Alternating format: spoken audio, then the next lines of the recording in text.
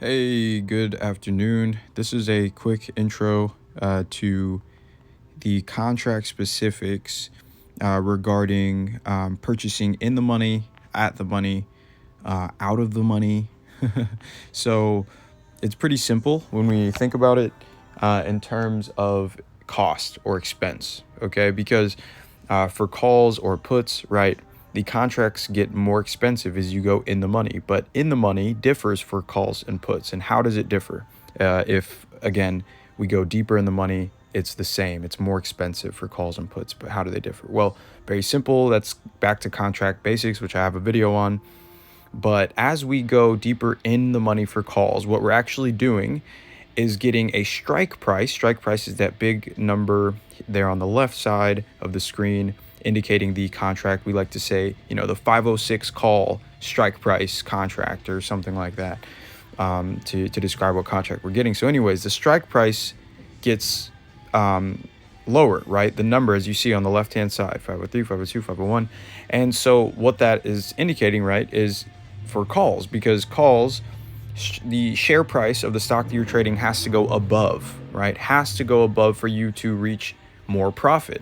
It does not have to go above for you to be in profit, right? Your strike price could be a 504C, and the share price for QQQ could go from 502 to 503 that day.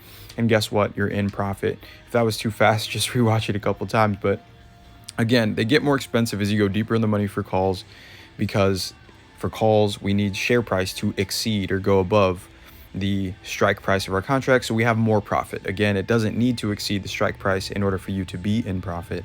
But let's talk about puts now. Excuse me.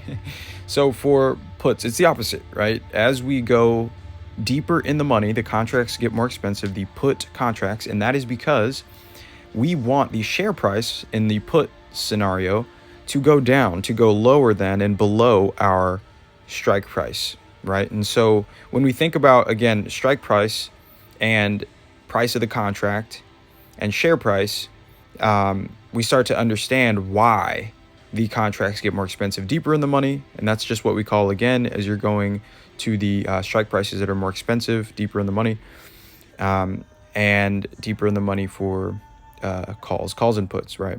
Deeper in the money versus cheaper, which again, for calls, right, as we get farther away from the share price, which current share price sitting at 506.16, 507, 508, 509C, all those calls, all those strike prices there get cheaper as we go up, because again, we're getting higher and farther away from the share price, and we would prefer for calls, right, share price to exceed our strike price so we can be in profit and more profit. Now, what's the benefit of buying out of the money or in the money? Well, to be completely honest and make this a shorter video, there is not much benefit to buying deeper in the money. Okay, the Greeks, as you'll note for delta, okay, is about pretty similar to each contract as you get more expensive, okay? The only difference then is the price that you're paying for that extra profit potential, right?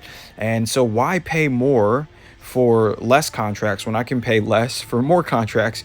And again, with similar Greeks, if we're going to the 512C, for example, here, farther out the money, a 10 delta is great, right? That indicates to me, for every $20 I spend, I could potentially make $10 on every dollar in share price that we move for QQQ today. So if I spend $100, grab 4 contracts, right? Each one can gain $10 in profit, give or take, based on the other Greeks and the share price movement, how quickly it takes, to get there and what your expiration date is and all that. But for 4 contracts at 24 bucks a piece, right? You're able to see $40 in growth off of $1 movement in share price at only, a risk of $100 to you, which is great return. 40% return, only $100 spent for $1 movement in the market is amazing, versus spending, $250, let's just say, the second contract in the money for only a 55 delta, right? It's not even a 10x difference, but you're definitely at 10x the price. And so anyways, that's just something to hopefully help you guys with, and help you understand calls. And then obviously, right, with puts, it's the same thing. As it gets more expensive, we're going, again, farther from the share price, which is great. We want for puts, right, share price to fall.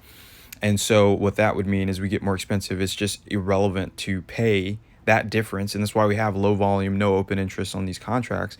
Because at that point, no one really wants to purchase and hold that at that price unless they really got it and are really itching for that difference in delta, which is great. Go ahead. But I'm more catering to the beginner and those with the smaller bank starting out. You know, do the math. Look at the volume and open interest on a contract as well. Make sure there's other people trading it so you're not putting yourself in a hole from, you know, point of entry because you want to buy 1,000 contracts for $1. You know, at that point it becomes, again, same as going more expensive. The cheaper you go, it's pointless to buy some of these contracts because you're going to gain $1. At that point, you need to be trading 5 figures, right?